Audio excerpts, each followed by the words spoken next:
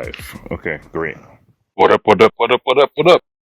Yeah, you gonna tune us in? Yeah, so Keegan, just gonna wrap up quickly last night's game. Today is the 16th, sorry, of April. Last night was the first round of play-in tournament, West and East Conference. I didn't actually know who was playing in the East until this morning. I think I quickly saw that it was Atlanta playing Orlando, and immediately I thought to myself, well, Orlando has to have taken that game. So, not having watched the games until this evening, and I just finished watching the Western Conference one. I don't know if you have any thoughts on if you've watched it or if you have any thoughts on the play-in for the East that you wish to share to start. Yeah, so like I caught the games. Eastern Conference, that game was interesting because unfortunate for the Atlanta Hawks, they're actually quite banged up. They don't have Clint Capella and Larry Nance Jr., but also a major piece that they were missing was Jalen Johnson. He plays above the rim, super athletic, and he blends real well with Dyson Daniels, especially on the fast break. So I thought they were missing major pieces, and to them, I was really feeling for them because this is an unfortunate season. And then now going to the Orlando Magic, they too had quite an unfortunate season because I think they did have high expectations, especially coming off of last year, last year's playoffs. And that was the reason why I actually watched their series last year, was to see, okay, how are they going to come into the season? Where do they want to go towards the end of this season and maybe in the next 2 or 3 years?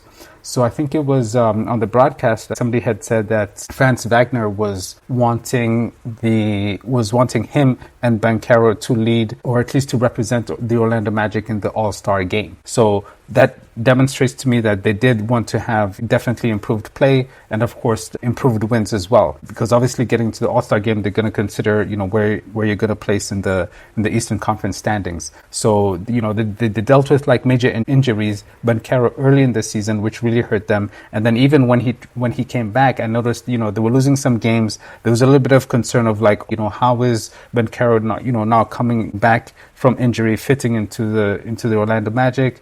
I think that kind of like disrupted them a little bit. So, even to ending their season they weren't as solid as they were coming into the season and starting the season, which was really unfortunate. Then, I think it was about like, obviously they were winning the game against the Hawks. I was really impressed with how they were playing, especially, Banchero was, oh man, offensively, he's going to be pretty powerful coming in the next few years. 100%, an all-star along with Franz Wagner.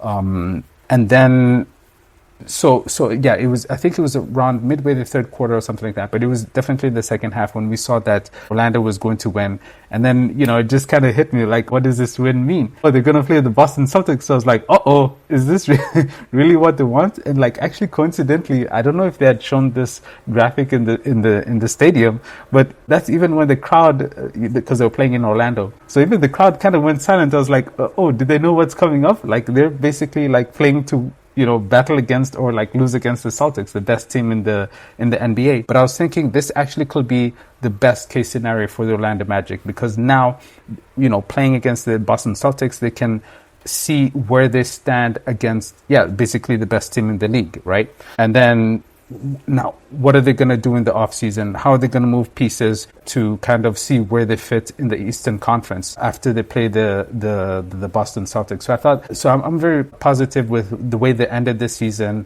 And let's see what they do against Boston and how they're going to improve their team going forward. Okay, that's actually pretty impressive. I haven't, as I've been saying throughout, I haven't been watching East Conference at all. I'm really the least person to know what's really going on.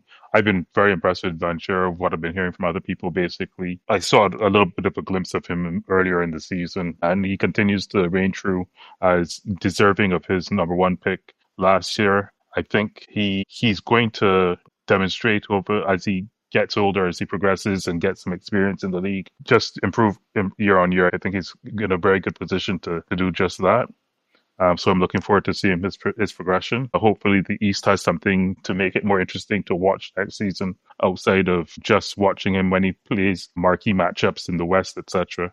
Because right now, as you keep saying, like in the East, outside of Boston, who really is there that is worth watching on a consistent basis? For me, it doesn't really exist, and I don't watch Boston just because I'm not really a fan of their team. So I'm happy for Orlando to do this. I'm glad that we touched on it last time about how the coaching strategy is going to be implemented, because they have to know going into last night's game that they're battling to play Boston. And is that something they really want, as you said? I do think that if they want to just play and get the experience and see what it's like playing top notch, what the experience is like playing top notch in the playoffs is like, brightest lights, etc. So it will be interesting to see how they fare in that matchup.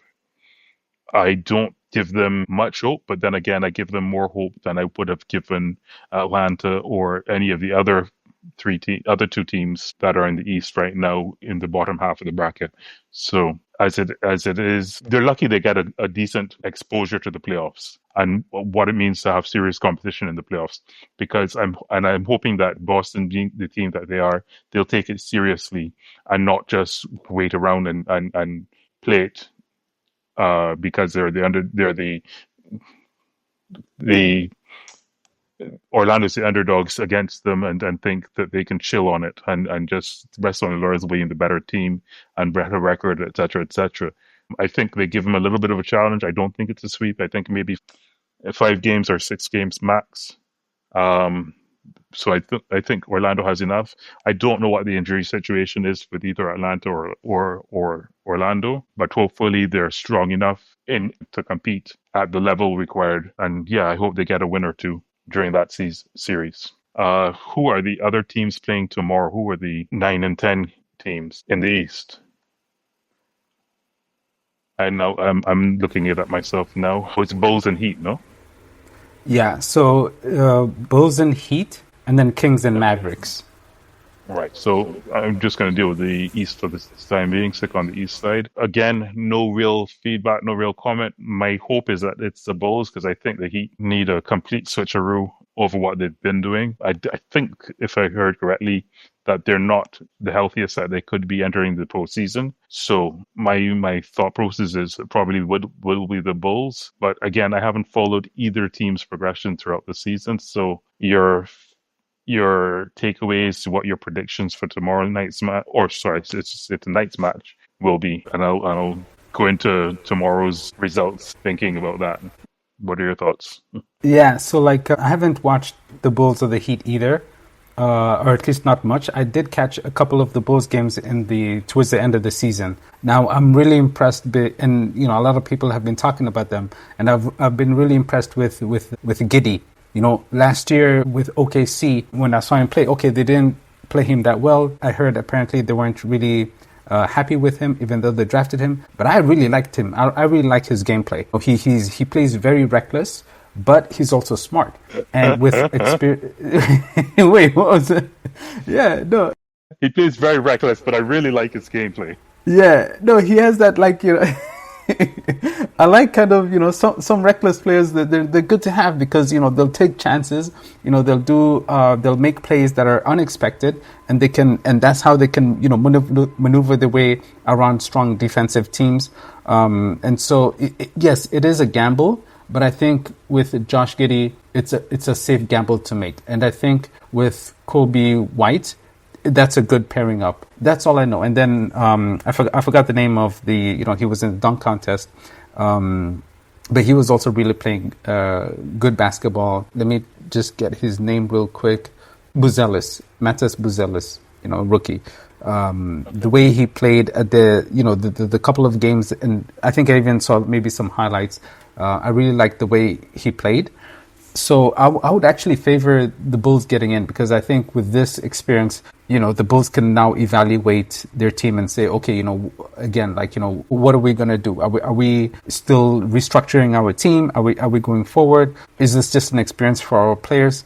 I think that would benefit the Bulls more to get into the playoffs. Whereas I agree with you, the Heat, they just have to, they have to kind of restructure everything. Maybe A bit of a maybe restart. yeah, restart everything. Probably around Bam Adebayo. I'm not too big on Tyler Hero, but yeah, the Heat, they need to shake things up for sure. I'm here shaking my head a little bit because I think they should get rid of Bam too. If I'm being honest, I think Bam needs a bigger superstar around him, and I don't, and I think the way that they've been sort of organizing their team so far is they keep thinking that Bam is going to be their centerpiece, no pun intended, and that you build up around him. Whereas I've seen him do super well when he's got a bigger superstar around him.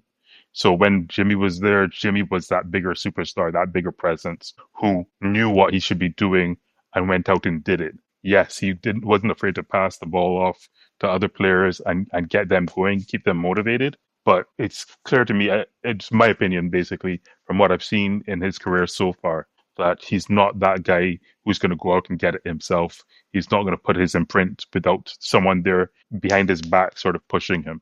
So I think they need to blow up that team. They need to find a whole new generation of talent, let's say.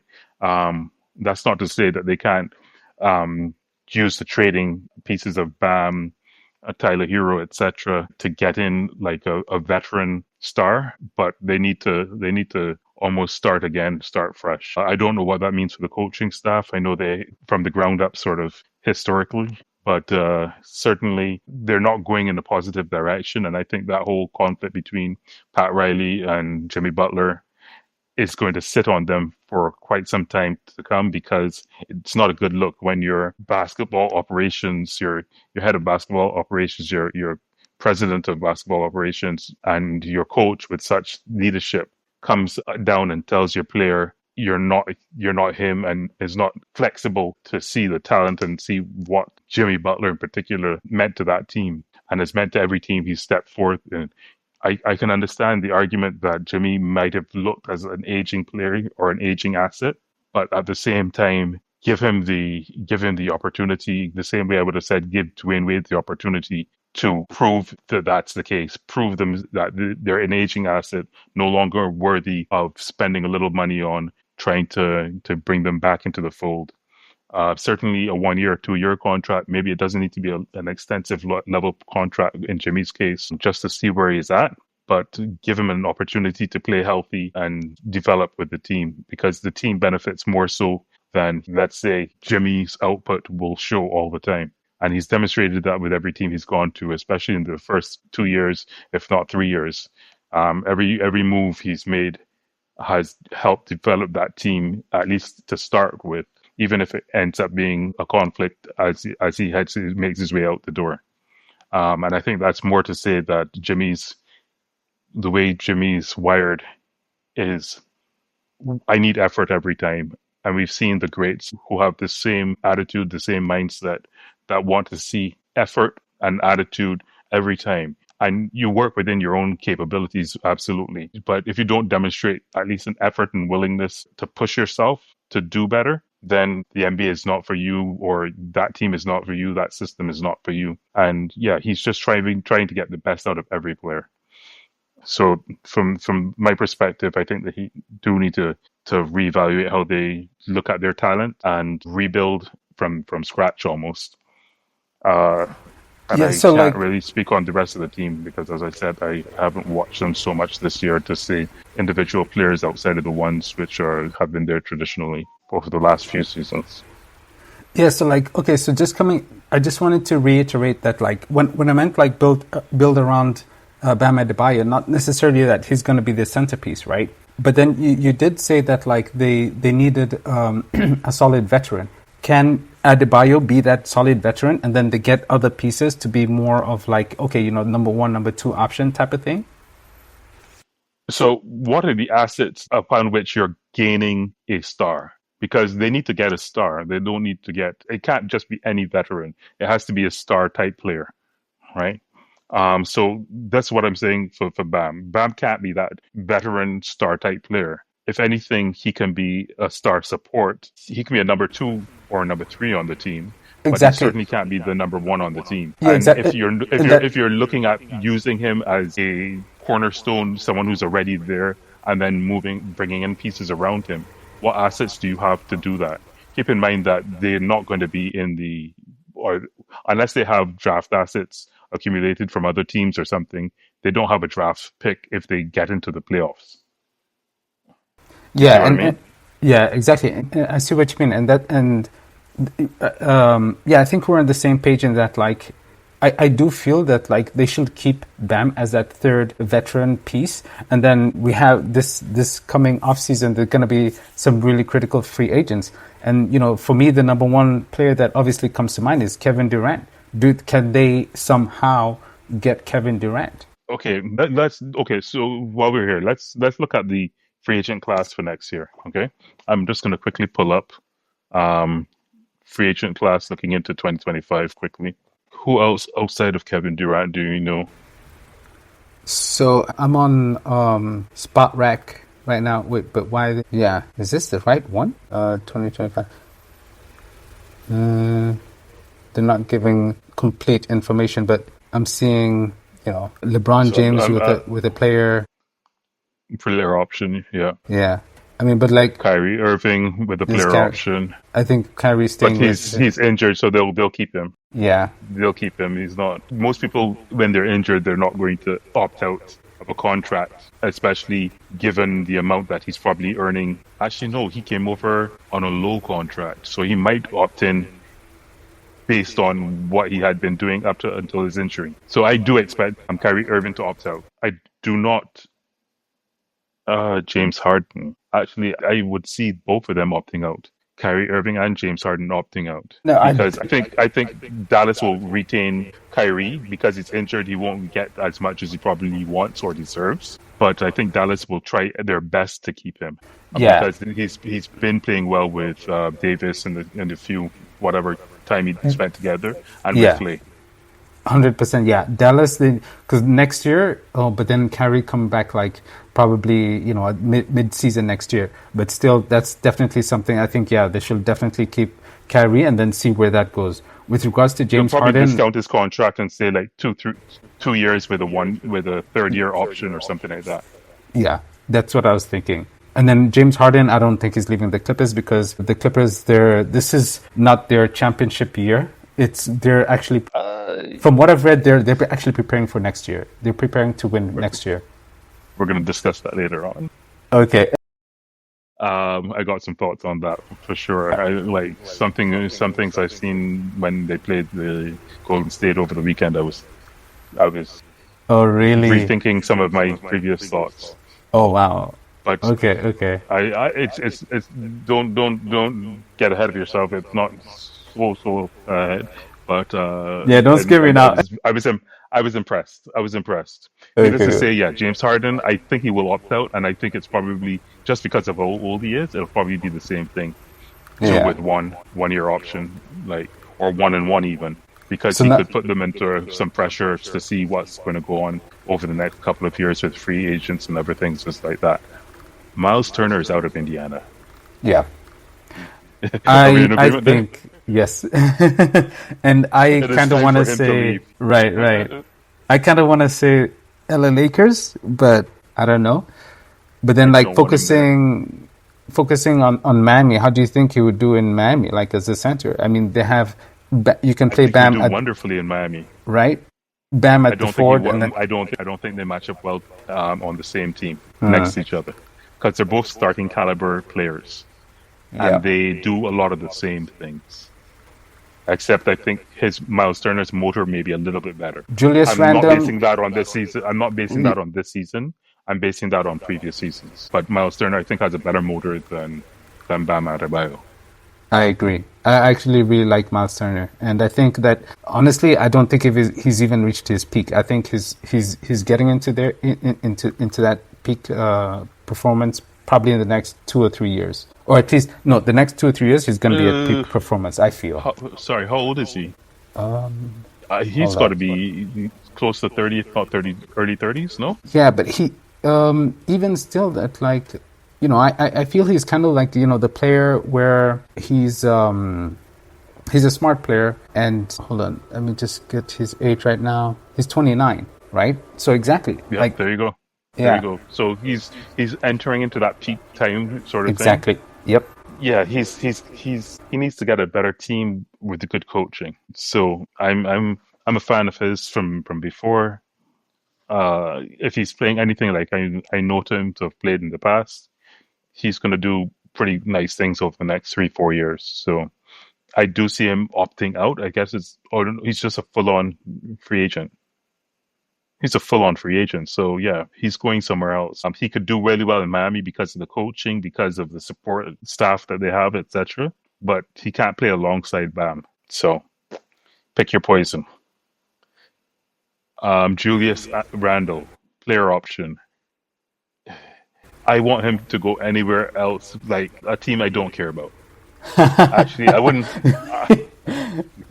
I'm not trying to throw shade at a team, but I know exactly if he what you went to mean. if he went to Cleveland, I actually don't think he would do terrible, and I think he can play alongside some of those guys. But Cleveland better be prepared to open their wallet, not because he's deserving of a big wallet, a big check, but that's because I think he's going to ask for something big. Yeah. He's not reliable. I'm not a fan of his at all, but I think he can do. I think he can flourish in a Cleveland, and Cleveland would benefit from having him.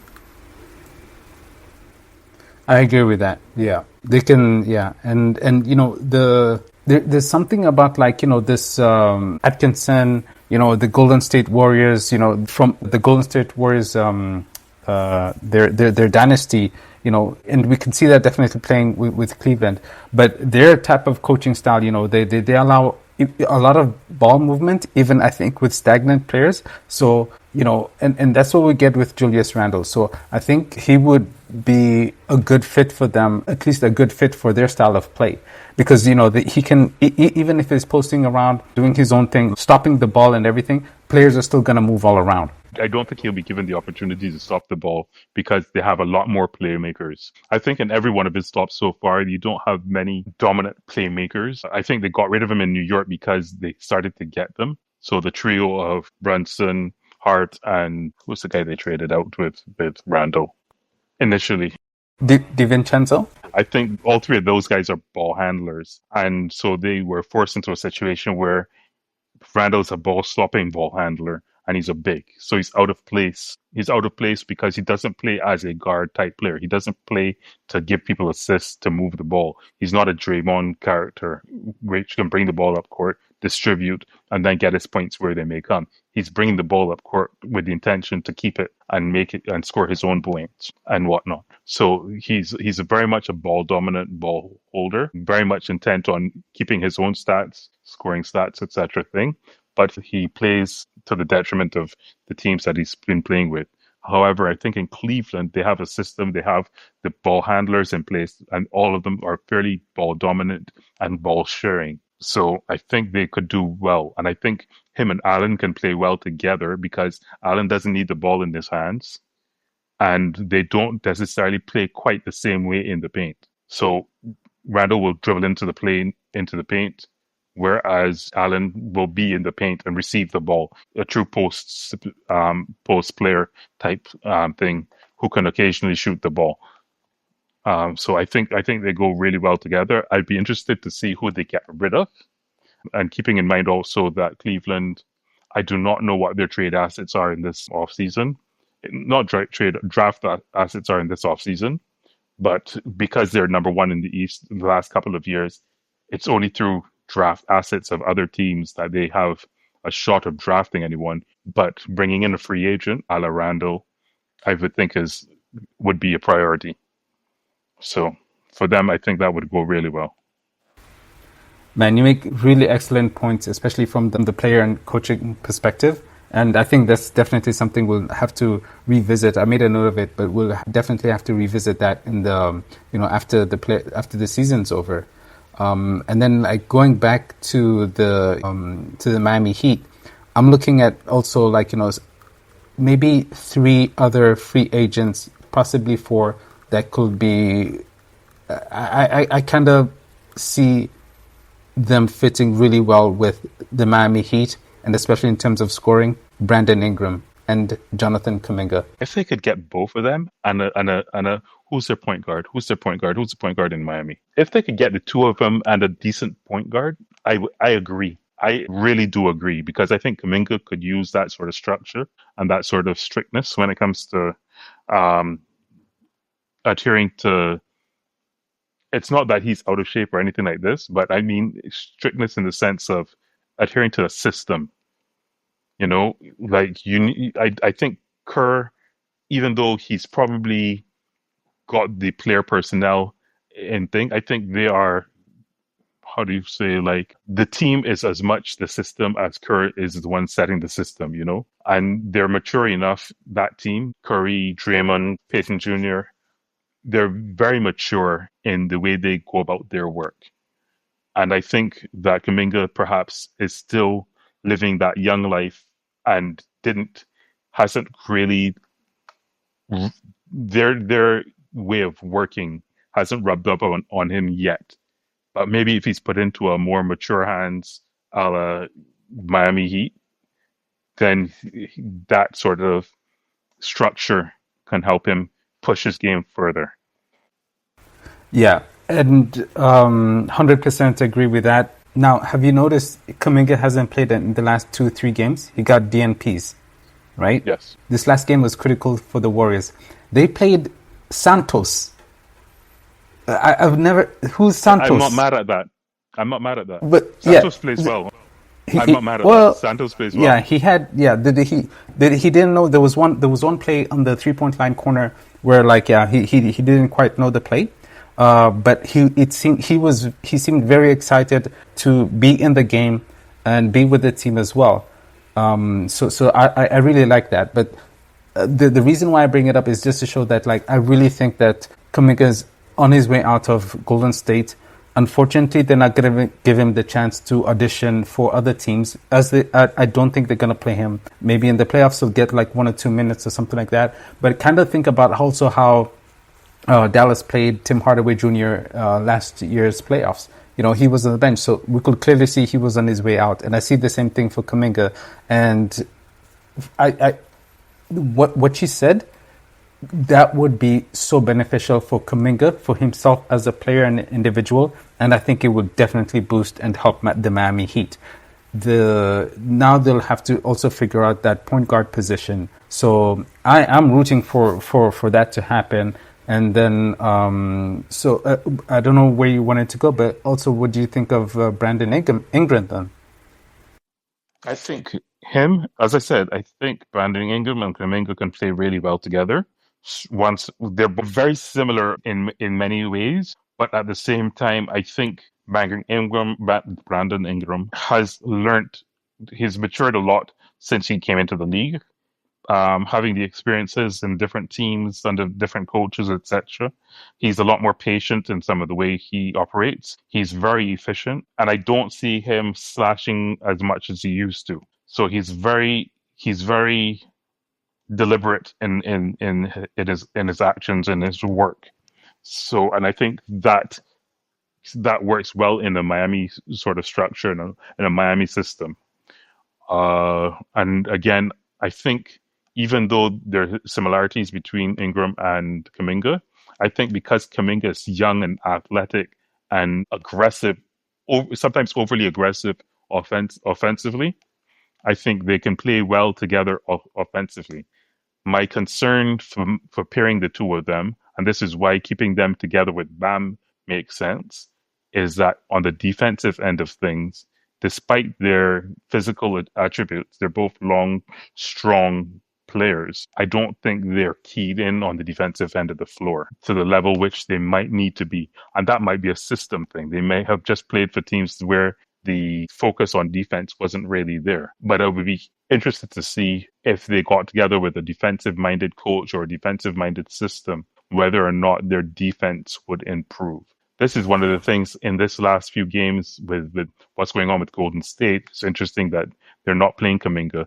And I think it's probably because he made his mistakes at the beginning of the season, trying to sit out, trying to hold out for more money or something like that, a contract extension, etc. And making some insane thoughts like he's worth a max or something like that.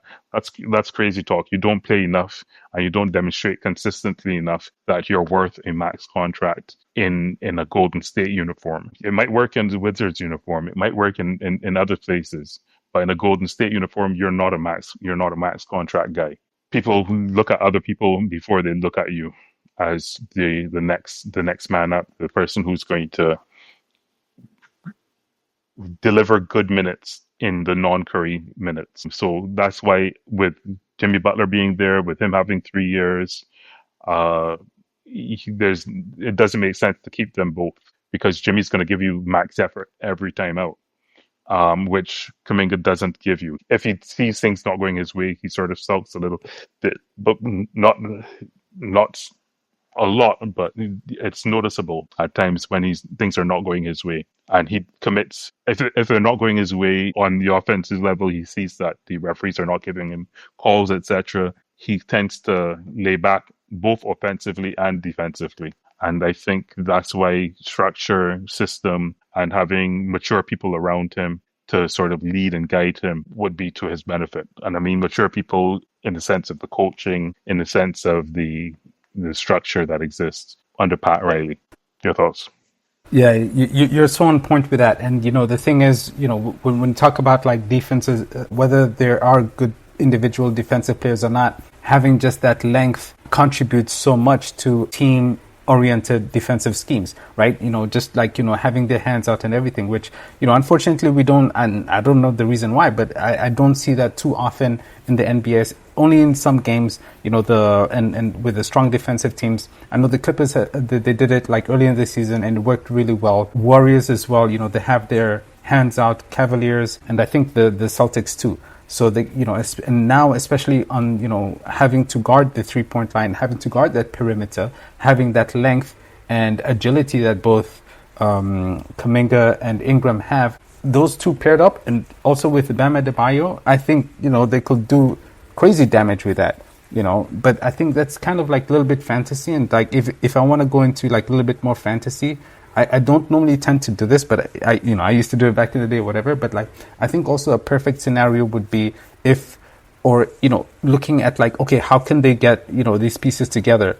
Now, Golden State should be interested in trying to get Tyler Hero. Why? Because in this last game, the last few games, well, especially even this last play-in game, I noticed that, yes, you have Steph Curry and Jimmy Butler.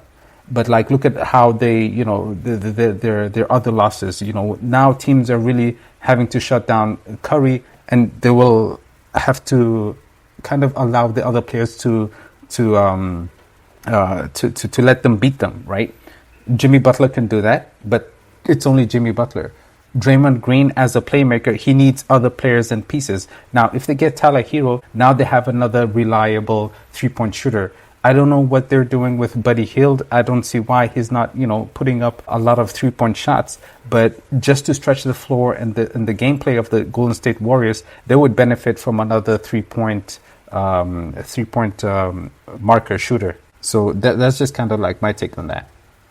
So I agree that Hero fits in with Golden State system. They would have to get rid of Tyler. They would have to get rid of this guy you just mentioned, Buddy Hield. Oh, Buddy Hield. Mm-hmm. They'd have to get rid of. My thing is, here's Hero and Kuminga are sort of similar players. Yes, Hero has a better shooting form and everything, but they're both young, aggressive type players. So certainly they can't coexist. So yes, you could trade one for the other, but you'd have to throw in Buddy Hield as well. I don't want to forecast for Golden State too much. I can do it with Kuminga because he's going to have a limited role, especially in these early playoffs. But I don't want to go too deep into terms of who they're going to give up when they're now very much in a hunt for this current playoffs. For not for making it to the playoffs they're in, but for competing in this playoffs. They did well to choose to play against Houston because they have a better shot at beating Houston in the first round than they would have had against Oklahoma City.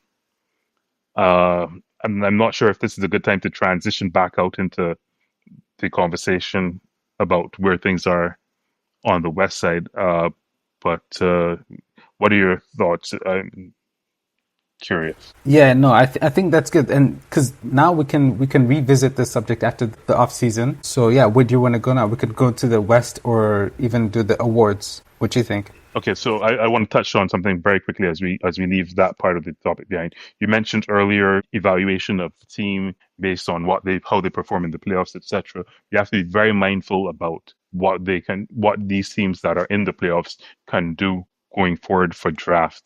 They're not unless they have draft assets, and I have no idea which teams have draft assets this year that are in the playoffs. I can only speculate that because they're in the playoffs, they're not going to have good draft assets this year. And certainly, if they're multiple years in the playoffs, then their draft assets normally would go down, and they'd have to go through free agency, etc. So I'd be very cautious in saying we use this playoff run to evaluate standing of a team, of any given team going forward, because their hopes are that either they're free agents or their teams willing to trade with them, which means that they give up their own, what has made their identity and what's led them into the playoffs this year. But again, this is a conversation. This is a postseason conversation. I just wanted to point that out to you. Yeah, no, that's great, and I'll definitely keep that in mind as well, because that's also, I think maybe I was just too fixated on that, but I didn't think it from that point of view. Yeah.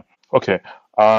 So I made a mention in our group chat about season awards, etc. It's where we're at right now.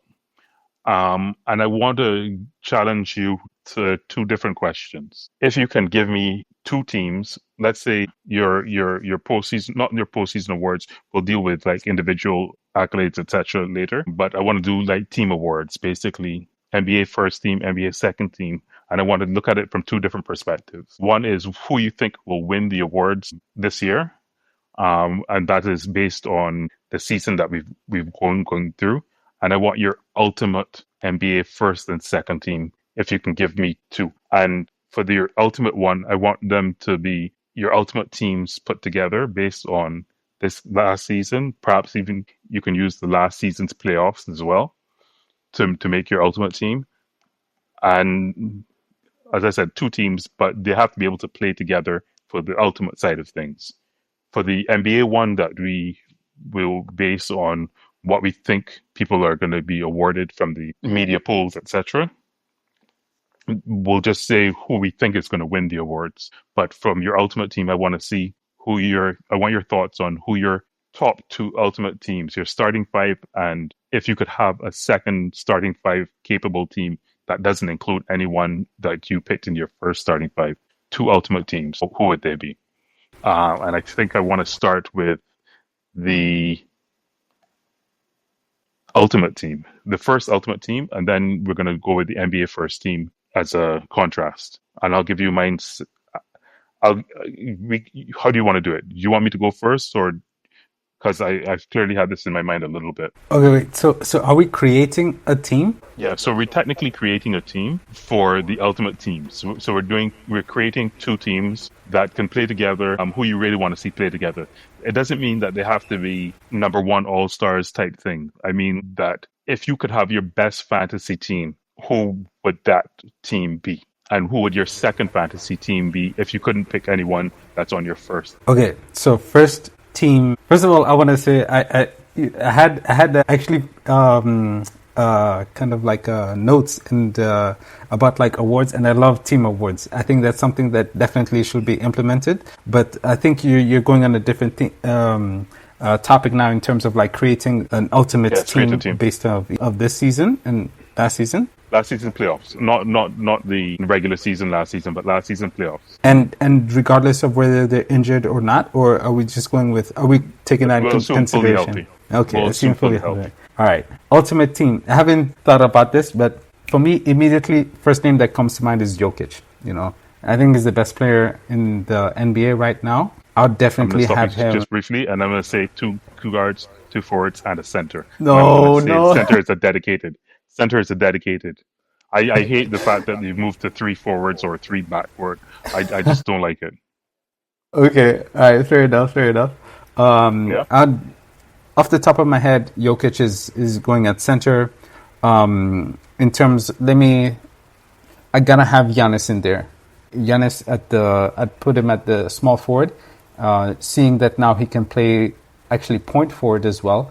Him and Jokic, and this is one thing that like Luka and LeBron demonstrated in this past few months, past couple of months, because when that trade initially happened, I thought, okay, looking at the styles of play, ball dominant, who gets their rhythm off depending on how they play. But then I didn't have in mind that like we're dealing with like playmakers here. Playmakers can play with anybody. So when you have Jokic as a playmaker, as a point setter, now you have Giannis as a point forward.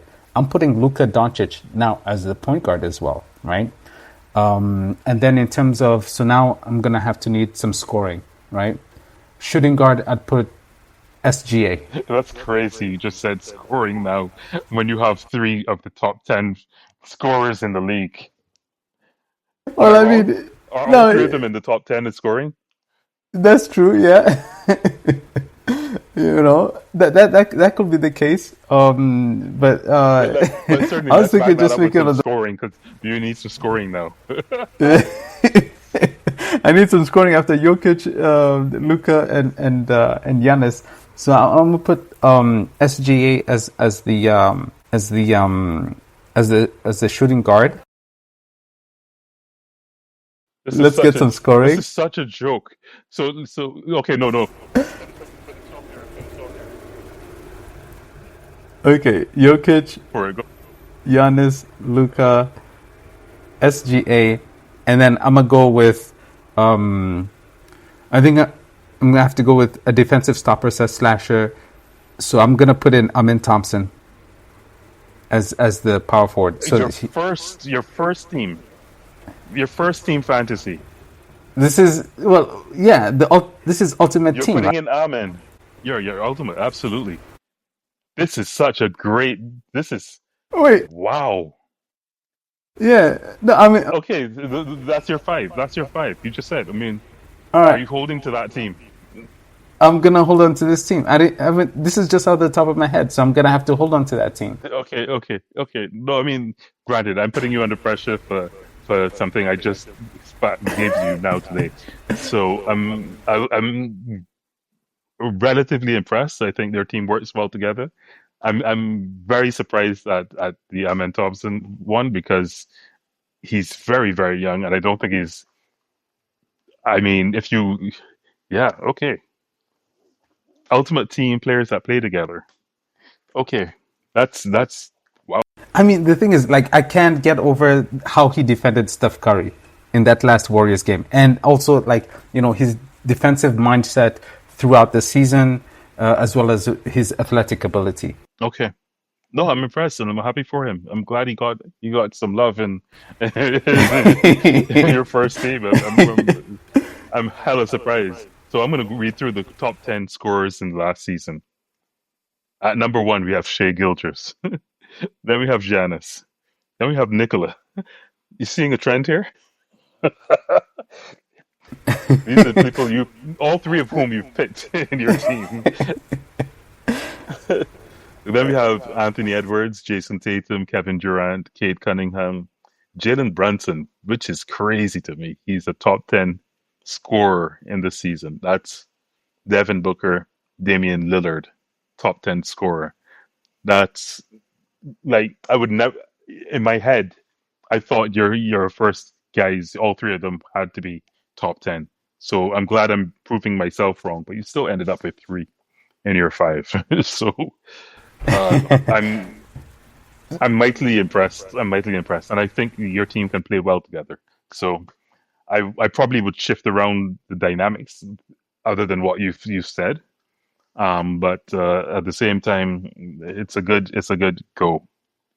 So here's my first team, and I can understand where you're gonna have some questions. So let me just shout them off real quick. First off, running point would be Steph. Running two would be Anthony Edwards. So they could pick and choose who you want to see carrying up the ball, but basically either one of the two. Number three, I would have. Okay, no, let me put it differently. At number four, I would have Giannis. At number five, I would have Nikola. At number three, I'm going to go with Kawhi. I'm going to go with Kawhi Leonard because I want That defensive players, I want offensive players. And remember, I said we're assuming health. that is so dangerous. And you know, being a Clippers fan, I put see that just shows I'm more of a Rockets fan than a Clippers fan because I thought of Amen Thompson first instead of Kawhi. Yeah, yeah. I mean, we don't have a lot to go on for the last two seasons with Kawhi Leonard, but he's demonstrating certainly over the last couple of weeks, if not longer, that he is back to, if not SA Kawhi, at least Toronto Kawhi, when healthy. You know what I mean?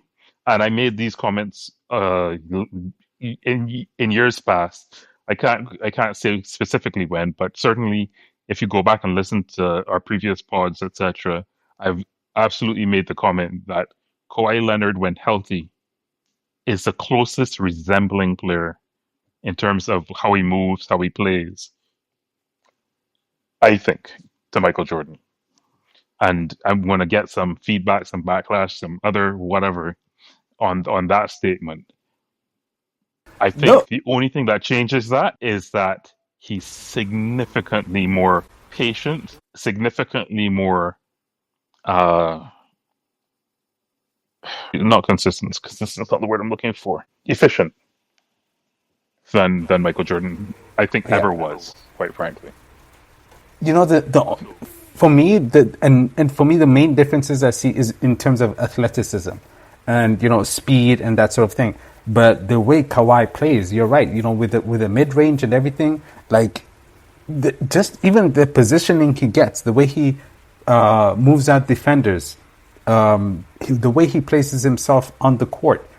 I completely agree with you. Like he does, I'm not gonna lie. There are resemblances for me when I've seen his game to Michael Jordan. I'm not gonna, I'm not denying that. And then, on the defensive end, the way he swipes the ball and everything. Okay, he doesn't do the Michael Jordan. A lot of he does help on the weak side, but not to block the shot or anything, but more so to disrupt the defender. And you'll see he does this. He disrupts the ball and everything, and then he jets for the fast break, right? So Hmm. yeah, no, I'm not. Hey, you're on point with that. Okay, I thought we were going to have a lot more longer of a discussion on that, so I could touch base on a few of the points I was going to make earlier when it comes to the Clippers and what I saw in this game over the weekend. I was like, first of all, great bloody game. Uh, and yeah, the Clippers are going to be problematic in this year's playoffs, depending on who they play.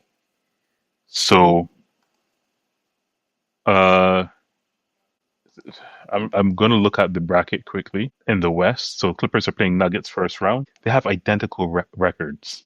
They have identical They records, have identical records, but they're 50 and let's 32. right. But let's not forget that these are. I don't think the records really reflect the team itself because the I Clippers, agree. right? Like Clippers you are mentioned in improving. The Nuggets are not. the exactly. There you go. Right, and then let's also remember that the Nuggets are going through some turmoil in their locker room. Well, I mean, I think if they fired their coach, there's not much more they can do. So I'm thinking that their locker room has to be at least united in the fact that they've moved on from the coach. Unless it was something to do with players, in which case, why are you not just benching people and telling them to stay home? Why did someone have to get fired? These But guys are going to okay, get yeah, paid regardless. exactly, yeah. If there's a conflict in the locker room with players, then just tell them to stay the fuck home. And It's so that's true, simple. yeah. And no, what you say is right. Is that like if the players are now like all on the same page, okay, that's all fine and dandy. But for me, that's fine and dandy in the season, beginning of the season, maybe even mid-season. But towards the end of the season and coming into the playoffs, it's like you really need a coach to handle some chess battles. Regarding We're like making who assumptions on who's remaining in terms of the coaching. I don't have. it's I don't know. I don't know. I think if anything else, there's consistency because the guy was already there. Yeah, it's not that they fired everybody, all the whole coaching staff. So this guy who's replacing at interim, he was already there, and so I think there's yeah. consistency in terms of knowing your personnel, etc.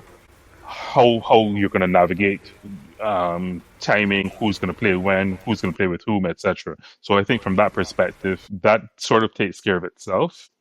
More or less, my thought process is you get rid of the problem, which clearly has to be the coach, just speculating.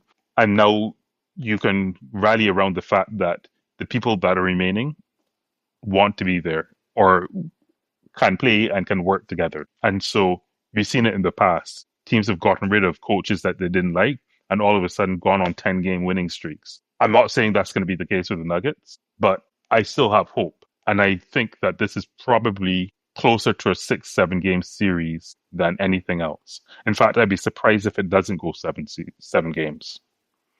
As I said, I think the Clippers are improving as they play.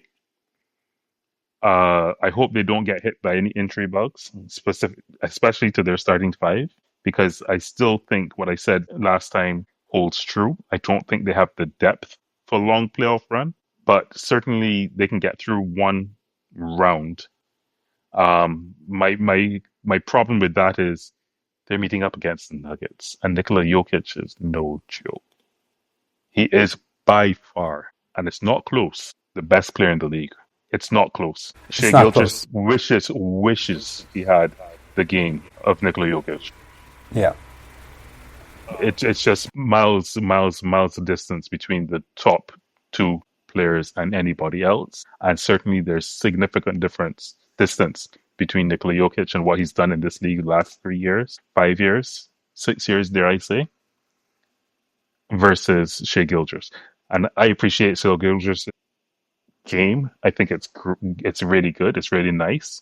But he takes way too many shots. He looks more like a young Michael Jordan in a lot of things. Not in terms of the way he moves, but just the way his results are. His results are very young Michael Jordanish, you know? If you shoot 30 to 50 times every game and you make 15, 20 of them, you're going to have a good scoring average by default. If you put a little bit of effort in defense on a team that's not really great defensively, it's going to look better. Uh, and you have very good supporting casts around you to help you do that because none of them are shooting 20 times a game, you know? So it's just you. I like his game. I like the style of it. It looks nice on TV and stuff. I just don't. I've said it before. I'll say it again. It's not a playoff team. It's not a playoff team. And Yep. yeah, Yeah, I agree. And then now my concern is that he goes to the line a lot, right? Are they gonna call those same fouls in the playoffs? yes, Yeah. they will. They will. They'll allow it to get harder and rougher, but he forces the action so much that even if he drops from let's say he's taking 13, 14 a game at the line, even if he drops to 9, 10, it's still sufficient enough, contingent on the fact that he's making 80 to 90%. It's being a guy that goes to the line, that changes series and having those calls be made. And yes, I think the refs are going to hold their whistle a little bit more often. You're right. You're perfectly right and reasonable to bring that up. But because he's the only guy running to the like aggressively pursuing buckets, and he's going to go to the line, so he's going to get his fouls. The rest of his teammates, not so much, not so much. Yeah, true, true. And well, actually, no. Thinking about this now, and you make some good points. I'm actually gonna trade SJ for Kawhi. I don't know if I can do that, but I'm gonna do No, it no, no, it's anyways. too late. It's too This late. is It's a too late. mid-season. No, Your no. your Hey, bet your Luka best got bet your traded. best your best bet is to put him on your second team. But No. first, let's go to the NBA. Who the media is going to vote in for the NBA first team? What are your thoughts? Well, so I actually didn't go too much into the first team and how it's really set. And when we talked about awards, I mainly looked into like, how do they vote for the MVP and that sort of thing, and finding out that it's the media. It's actually quite subjective. There's no proper definition on who the MVP or the criteria for the MVP. The NBA basically just said that here's the award, you guys decide what you want to do with it, type of thing. Which, okay, fine, if that's what they want for the discussions and everything. So with regarding the first team, I don't know how they are going to determine it, but I Okay, can kind of let's see hold how it they're then. doing for the individual awards. Let's hold it then. Let's say You know, I hold don't that. think they're going to release. I don't think they're going to release the teams until maybe Saturday or Sunday even. I actually think it's going to be during the first round, but I don't think it's going to be right away. Well, that's pretty soon. When are they I doing think the individual awards then? well, I think the votes have to go in now, like the last day of the season. Okay. I think it's probably midnight last night or midnight tonight that they have to have in what they think for the season, the So, awards. But I don't think they gets announced until the first round. and this is So for maybe next Thursday, a okay, TNT match. and this is for all NBA, not individual, right? That's for all NBA. I think the Okay. individual awards are around the same time. So don't get me wrong. But Okay. if you're in a position now that you want to give your predictions for individual awards, but not for the team awards, let's do the individual awards. We don't have to do the team ones now. Okay. Yeah, because that's what I looked more into. For the individual awards, I think that, not that I think, but they've made it pretty clear since the beginning of the season they were going to give it to SGA regardless of what happens during the season. So I definitely think he's going to get it. Although we all know that Jokic is the best player in the NBA. And in terms of my criteria for the MVP, I'm just looking at most valuable, so most worthy, who has the most worth not only to their team but also to the NBA and as an individual. For me, that's clearly Jokic, from what we even just previously discussed, because he's doing things that we've never we've only had in our imagination. For me, then We speculated about the best athletes being able to do this. So we right, speculated that Will Chamberlain could have done this. He didn't. exactly, But then again, we don't know for the years that they didn't count certain metrics. We don't know about his rebounding numbers, his yeah, blocks numbers, etc., etc. We don't know. He might well have averaged during some of those years, but we just don't know. yeah. So I mean, case in point is that the double triple double. Whoever thought I mean, we're A creating new center things for Jokic, and it's a with center. assists, with assists. It's not blocks. It's not things. Nikola Jokic is second in steals. And there you go. Think that So one through. He's second in second in steals. steals. He's wearing Yes. points, like He's second in points or something like that. third in points, Third in points. third in rebounds, second Third in in assists, okay. Four category. second in steals. Yeah, four categories. He's leading in four critical categories of the game of basketball. Just the game of basketball Top from a five, 5-on-5 not perspective. just leading the NBA. Leading the NBA could be top 10. Yeah. These are top No, five he's statistics. top three in those Top three categories, right? in all of them. In all of them. And You also know? right. And I'm also going to consider a little bit, although not so much, but also his conditioning and the fact that he's played all these games. And then I'm going to add one more thing: is he's also a coach he's kind of a coach player, right? Remember He that stays game? in the He huddle. took yeah, He and stays in the huddle. he took Stays the in the board huddle. and he was drawing out plays like He's the one telling you, you know what? Don't touch the ball. Let me just roll it in and let the clock tick away. yeah, He's there telling players, don't touch this ball. I'm putting it on the ground for a reason. I want the clock to tick away. yeah. He's a he's a Chris Paul center. Imagine that. He has that same sort of brain. You know, he's thinking miles ahead of everybody else to say, listen, we have the lead, roll the ball in. time is ticking. It's up to them to force us to start the shot clock, to start the backcourt clock. Yeah. And then He's miles ahead of consider, everybody. and also miles ahead. He's in another universe, kind of, in terms of like his mindset, the way he sees the game, that type of thing. And then I'm also gonna, factor in, I think there was like some stats accumulated that and this goes into consideration of the MVP is that like, okay, so you're in a team, right? So how much value do you and how much worth do you provide to your team? So when you take out Jokic, what is the team like? When you take out, the second runner is SJ, what is the team like? And I think I saw that like the Thunder would be without SJ, there'd be play-in contentions, whereas the Denver Nuggets would be a lottery team. Let's face it. Yes, exactly that. There's no doubt about it. So let's give you a few more statistics to keep this going. Nikola Jokic is ninth in percentage and points percentage. He's ninth. He's a top 10. I'm just going through these things quickly as I can. Like blocks per game. I know defensively he's got the steals down clearly, but is he top? Is he in there? Okay, he can't jump for shit. So yes, he's not in the blocks category at all. I can't see him.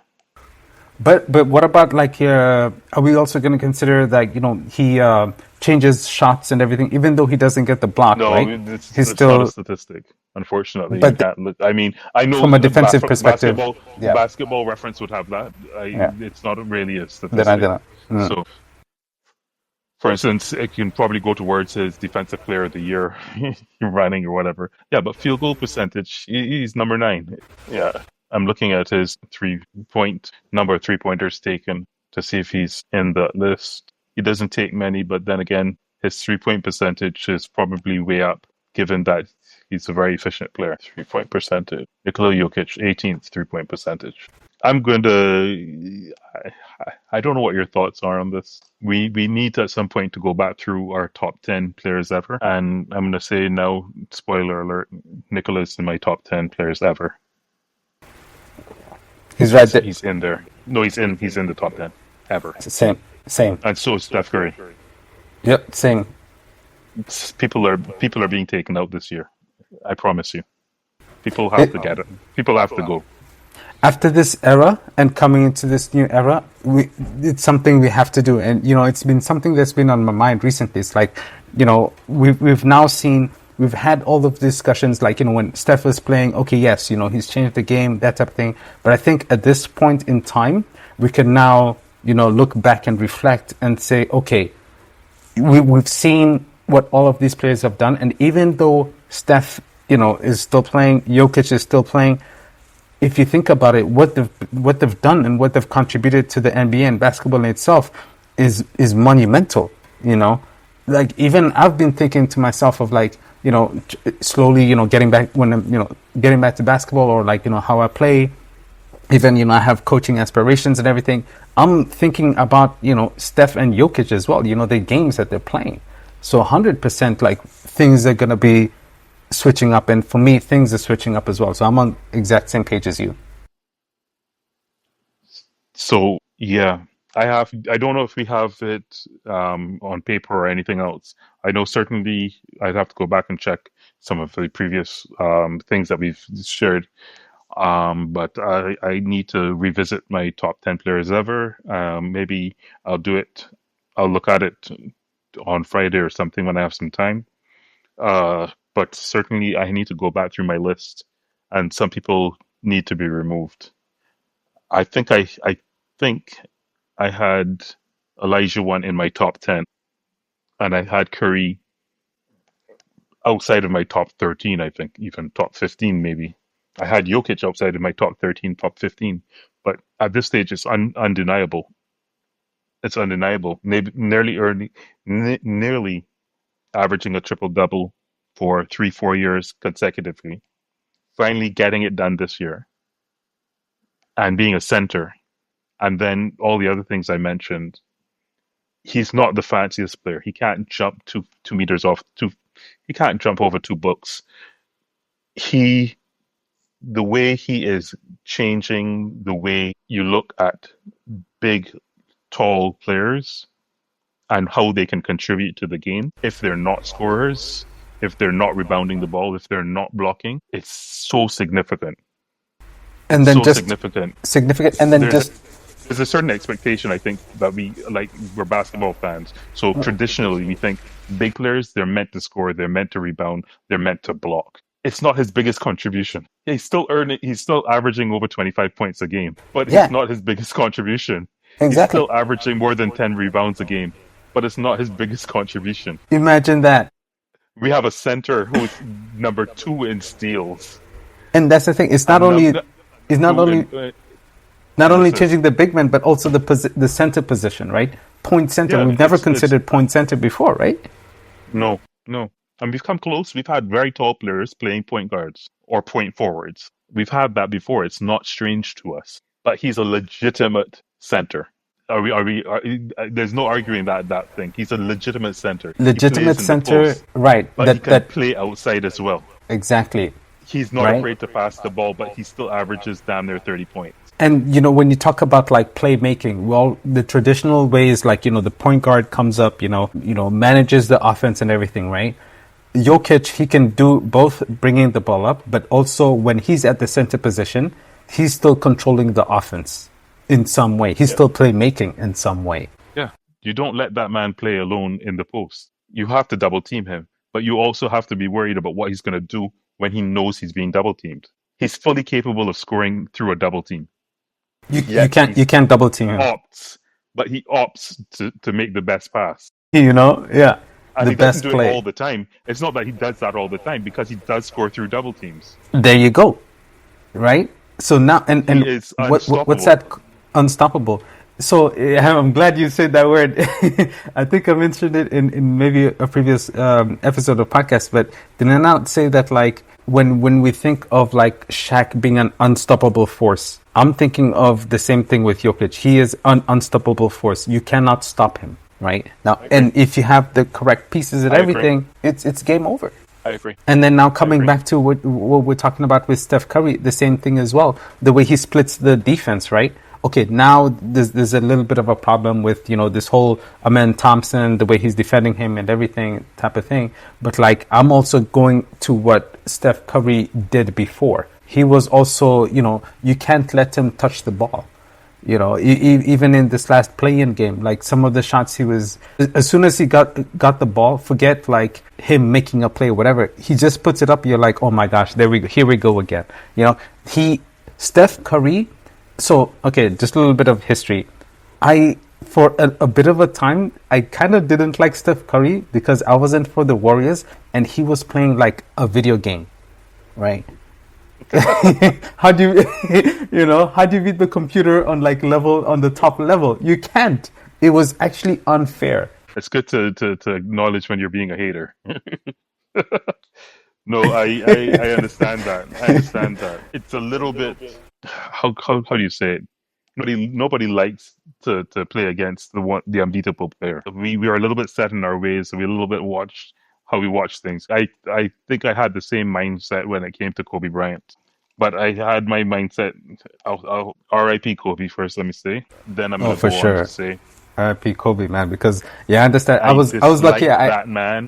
I disliked that man when he entered the league. I disliked that man up until maybe 2000, 2001. I was not a fan. Really not a fan. So that's 5, 6 years of his playing career. Couldn't take it on. I thought he played arrogantly. He was a ball stopper. He didn't know team concepts, etc., which I imagine was the same thing that Jordan got when he entered the league, But Jordan, given the opportunity, demonstrated a willingness to pass and play within the teams. And I'm talking about before Phil Jackson came on board. He he averaged damn near 10 assists a season or something like that when he was playing as a point guard. And he could have done that later in his career as well. They decided to do that. But basically, yeah, I get the point. He's throwing up 30, 40 yard shots a game. He's not very efficient in his style of play. and he didn't trust the other players on his team. I get those arguments for Michael Jordan. I still liked watching him when in his early days. Kobe Bryant, I couldn't stand watching him in his early days, partially because I liked the people around him more. I liked Nick Van Exel more. I liked Eddie. Uh, what was his name? Eddie Jones. Eddie Jones. Yeah, I liked Nick Van Exel more. I liked Eddie Jones. Smush Parker. No, no, no! Don't start. Don't behave. Behave. Behave on so many different levels. Rick Fox, Rick Fox. They had Derek Robert Fisher, Horry, Derek Fisher, yeah. Robert Horry. Yeah, those guys. I appreciated watching them a lot more than I did Kobe in his early years. So I understood why he was coming off the bench. I understood how he needed that time to develop in the early years. I came around. I came around. I had to say, and yes, I came around after Shaq left, but he at that point he'd already become undeniable and unstoppable. At that point, he'd already demonstrated willingness to work within team concepts, etc. But I literally had to watch him play on his own with scrubs, with Smush Parker, to come around to enjoying his game and just realizing what it meant for the league in a post-Jordan era where you needed someone else. So I came around to that. I would probably be in the same boat as you but I was lucky in terms of, I like Kobe Bryant actually from, I mean, I had empathy towards him from a personal perspective, especially from the 2000 All-Star game where, one of his dreams was to go and play in Philadelphia. And, they had, I think it was in 2001. And then, he goes to Philadelphia after winning the championship, and his dream was to play an All-Star game and win MVP in Philadelphia in front of his home crowd. And what did the home crowd do? They booed him, right? And so you could tell he was emotional, and that I like how he was expressive in saying that, he was really saddened, and by the fact that he had a dream, and the expectation wasn't the same because of the response from the crowd. But then his resilience to come back and continue doing his thing, that really touched me. And so I was lucky that I became a fan of his, early on, because, the Lakers weren't my team and he was crushing the Suns, right? You were a Suns fan at that stage? Was I at that point? Or maybe I didn't have a Steve team. Nash. Yeah, it was Amari, Steve Nash. And then also with the Western Conference fans, I think it was 2004. I was actually for the Denver Sean Nuggets. Marion. Sean Marion, there were, so I didn't mind that, Kobe defeated those teams or, had good games against those teams. When did Because, LeBron get in the league? 2003. Okay, so this is Denver Nuggets with who? With J.R. the Smith? Melo, Melo, J.R. Smith, Kenyon Martin. Melo. No. Stop. Oh, sorry, no, If that's you think- 2008, 2009. What am I saying? Yeah. Sorry, my bad. I was thinking the Pistons. You're getting mixed up. Yeah, You're a because Pistons fan. yeah, Oh, we can't 2003, talk anymore. 2005. I We was, can't I talk was anymore. living in Michigan, they Oh, had you the yeah. So I was watching every single game, Were studying you the going to games the in the games? background. I Yeah. had an opportunity to go on a game, but I wasn't able to. I was in Holland, Michigan. Yeah, but So when that battle between Lakers and Pistons at that time, I was like, I love Kobe, but I'm still gonna root for the Pistons. But at the same time, I still had love for Kobe. So yeah, I completely see what you're saying, and that turnaround, it does happen. Okay.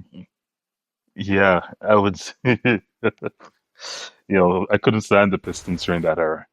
I appreciated them. Don't get me wrong. Don't get me wrong. This is that love hate thing, where you Yep. recognize the talent, and Yes. you'd love to see some of those players play with other teams, sort of thing.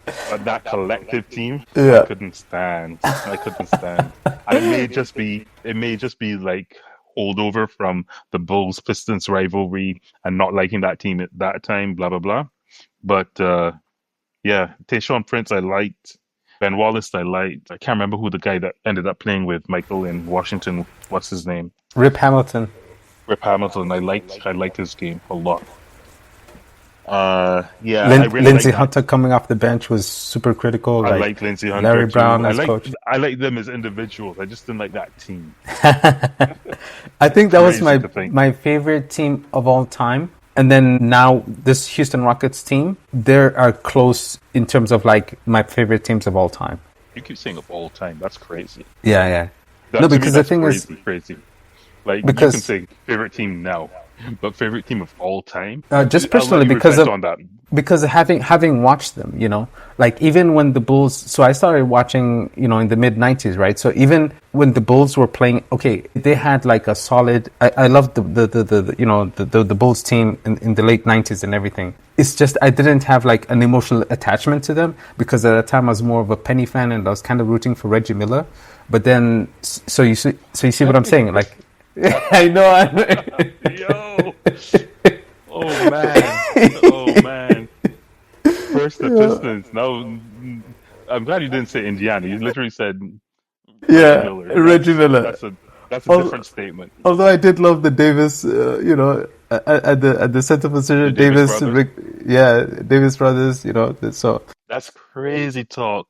yeah, I think Indiana and Detroit to me are the same bloody team. I like the players. I like the way they work. I like their grit, but I can't stand either of them because if there wasn't the Bulls, it was Orlando. If it wasn't Orlando, who else was in the East? Milwaukee. I the didn't like Knicks Milwaukee that much either. in the late The '90s, the Knicks. Knicks. Oh, the Knicks. Oh, the Knicks were my team. I The Knicks love were the my Knicks. team. Yep, I have a yep. Sprewell jersey because of that team. No, I went to I see. always wanted that Sprewell jersey. Oh, I got it, man. I mean, they still have them. You can go get them anywhere, basically. Sprewell jerseys are available. Washington. So in the 90s, mid to late 90s, it was Bulls first every day and every day. It was Penny and Shaq in Orlando any day, every day. It was New York. New York is first home. So uh, I my first game I ever watched actually was Orlando and Washington when it was Bullets. So it was New York Knicks at the Garden versus the Washington Bullets with Chris Webber, with Allen Houston, Latrell Joan Howard. Sprewell, Yeah. Juwan Howard. It was that bunch. That was my Yo, and first NBA game that I watched in person.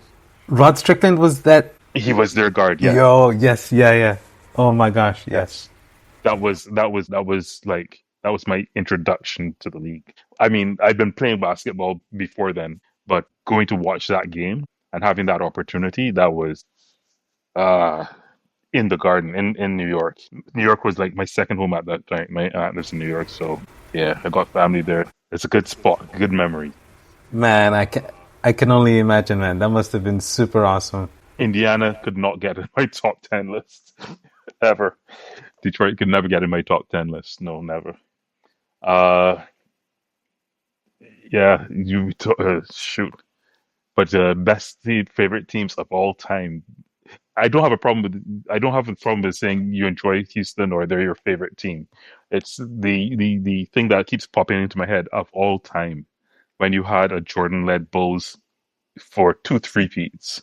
You had a Penny Hardaway-led Orlando team. You had two teams with Chris Webber on them, one in the East, one in the West. So if you didn't like Washington, did you like the Kings? Mike Bibby, Jason Yeah, I Williams, Vlade absolutely loved Divac, absolutely loved that team. Doug Stojkovic, Christie. like Yep. Oh, Doug Stojakovic was one of Christie. my favorite Oh, players. Yeah. yo, talk about it, man. Let's go. That was my team at that time. So Yeah. after Jordan retired and everything else, I wasn't so much a Lakers fan because I didn't like the dynamic of Kobe being there, but I was a Nick Van Exel fan for sure. I watched all of his games. Another Nick the jersey I Cook was have. insane. Yeah. Nice, People nice. forget about people forget about these guys too quickly, too quickly. And then the Kings, Mike Bibby, Chris Webber. Chris Webber is the first. He's not the first player I met. Damon Studmar was perhaps the first player I met in person. Damon And got his Stoudemire was a autograph dog, man. You and got his autograph? yo, Damn, yeah, nice. yeah, yeah. So he's man, that was my guy too. Like honestly, it was Damon Stoudemire, Chris Webber. I met Chris got pictures with him, got his autograph, stuff like that. In fact, I think I have his picture on my fridge right now. Um, Nice, nice. And Chris Webber, like, and that's the thing too, is like we don't realize like how impactful Chris Webber was just as a player in itself. Yes, he was one of the most dominant power forwards in my opinion. But then, and I was actually thinking about him recently because, there was some discussion, with this current Houston Rockets team in terms of like how, there's a lot of concern in terms of the fourth quarter, who's going to close out in the fourth quarter. Now, we all thought it was going to be Fred VanVleet because of his experience with the, winning a championship and everything. But in the last few games, I'm sorry to say, but he's been kind of disappointed, mainly because I thought he was going to be the leader. Now, he was going through like a shooting slump and he hesitated on shooting some shots. And for me, I was like, oh, you can't do that. Even though, you're going to miss the shot, even though you're going through a cold streak, you still have to take that shot. So that leadership capability like came down. So they kind of are now going more towards Sengun. And what I was thinking about was like, this is kind of how they played with Chris Webber as well. Like they used to go to him like, we need a bucket right now. It's the end of the quarter or end of the game. We're going to go through Chris Webber because he can do everything. He'll get you the bucket. If the defense, he analyzes the defense, if there's a double, he's one of the best passers, power forward, at the power forward position. And so I was just making that comparison. And so, I had Chris Webber in my mind, in these past couple of days to learn that, like, you met him and everything, like, that's kind of legendary. yes, I would need to see more Houston games to see exactly what they're doing. But Chris Webber, he's the original. He's the original. I mean, he's not the original, but that I guy, mean, the yeah, amount, he, what he means for the basketball in yes, general. Let's face it. he I picked changed up a books lot. because of him. Yeah. I picked up Sorry, you I picked picked up up what? books. Books like the Fab Four book. I read through the Fab Four book. Like that shit was a read. That shit was a read and a half. I picked up books because of him, because of Jordan.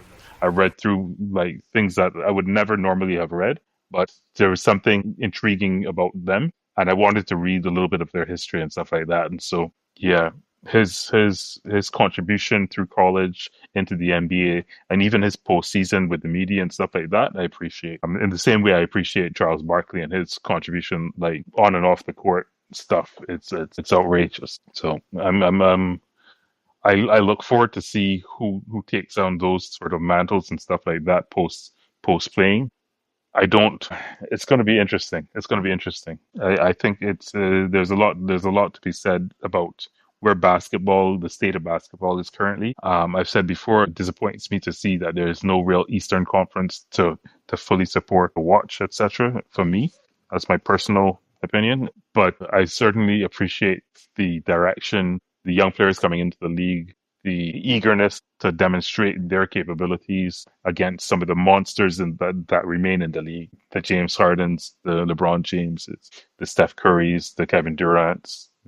These guys are monsters. These shoulders are big and huge. And I'm happy to see that the players that are coming in now are willing and eager to challenge them, and they're not afraid. And I remember a time when we were looking at some of these guys even that have become monsters and wondering whether or not they were going to take up the mantle and bring it to the level where they've done it. So I'm happy that they did, and I look forward to it. Look forward to it. You're so on point and very timely in terms of what you said, because this is what we're going to be, at least for me, from my perspective, that's what I'm looking at now, even coming to this playoffs, especially this playoffs right now. And that's the only reason why I'm watching the Eastern Conference, to see where these young guns, having watched and followed, KD, the Steph Currys and everything, where they're going to take this new era into. And from what I'm seeing right now, I'm very positive and happy to see where they're taking the basketball game and even the NBA. But that remains to be defined after these playoffs. So yeah, man, like, 100. If I had a firebomb or something, I would have, launched that and what you said right now. You can always put in the sound effects later. I mean, this is the beauty of editing, and we have a Will skilled do. editor at the helm.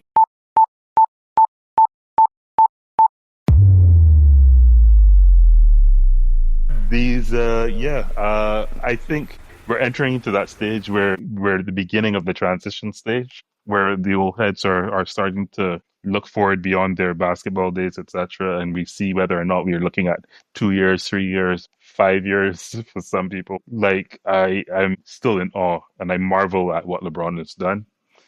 40 years old and playing 25 points a game, like still one of the leaders in the league across the board, let's put it. It's just amazing. It's just amazing.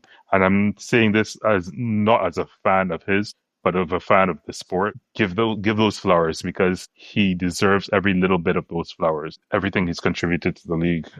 So my hat, I lift my hat to him and say congratulations and well done. And I look forward to the next few years. And I hope he gets an opportunity to play with Bryce. I know this thing with his son, Bronny, is not going necessarily the way he wants it to go. But I tip his hat for getting to the point where he had an opportunity to play alongside Bronny. And I hope Bronny finds his footing in the league.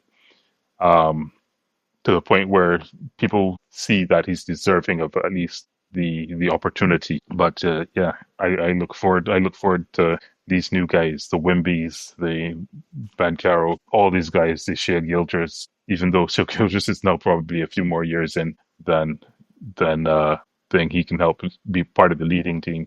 Let's say, but yeah, I think the NBA is in good hands in terms of stars, in terms of people's commitment to the game. So I'm looking forward to it. And I hope they don't allow the media side of things, the social media side of things, to interrupt the performances, the love of the game, etc. Because there's a lot of stupid talk online for various individuals, etc. And you have to recognize that these are young men entering a league that doesn't necessarily look out for them the way that it could. So I'm hoping that they can stay on their focus and keep this league going, etc. I'm getting a little bit nostalgic in the end of this particular version.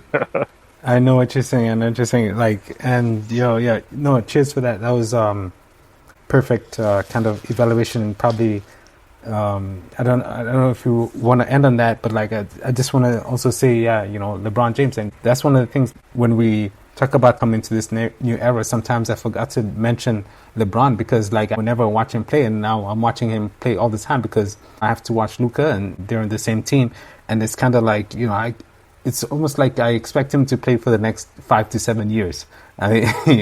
This guy is absolutely unbelievable.